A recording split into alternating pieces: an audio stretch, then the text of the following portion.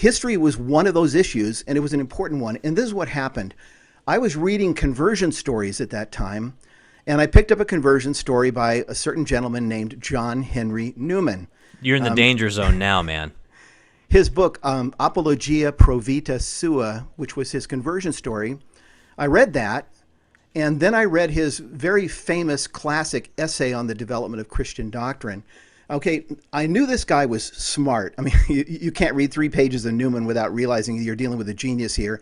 And I knew that he was one of the most famous Anglican convert to the Catholic Church of the 19th century, maybe the most famous convert of the entire 19th century. I don't know. But here's what happened, Matt. I'm reading his book, the essay on the development of Christian doctrine. And early on, page 5 or 6, I run into this. And I'm going to be reading a few passages from Newman for you so you can get the feel. I run into this, quoting Newman. History is not a creed or a catechism. History gives lessons rather than rules. Still, no one can mistake its general teaching in this matter, whether he accept it or stumble at it. Bold outlines and broad masses of color rise out of the records of the past. They may be dim, they may be incomplete, but they are definite. And this one thing at least is certain. The Christianity of history is not Protestantism.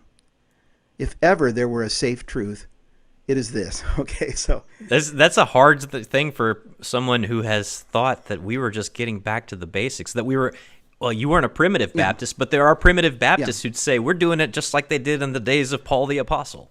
Well, yeah, I mean, of course, I assumed that my theology was simply a reflection of the New Testament's teaching, and we always wanted to get back to the New Testament. And the old-time religion, you know? Yeah, and because of that, we had a tendency to not look very seriously or very closely at what Christians of the 2nd century believed, or the 3rd or the 4th or the 5th. So I'm reading Newman, and I hear this, and I'm thinking, what? So I flip over like one more page, and I run into this.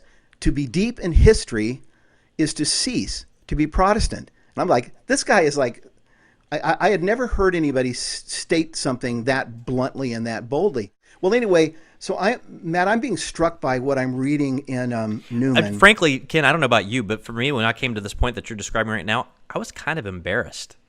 You know, I felt like I just felt sort of stupid about the whole thing.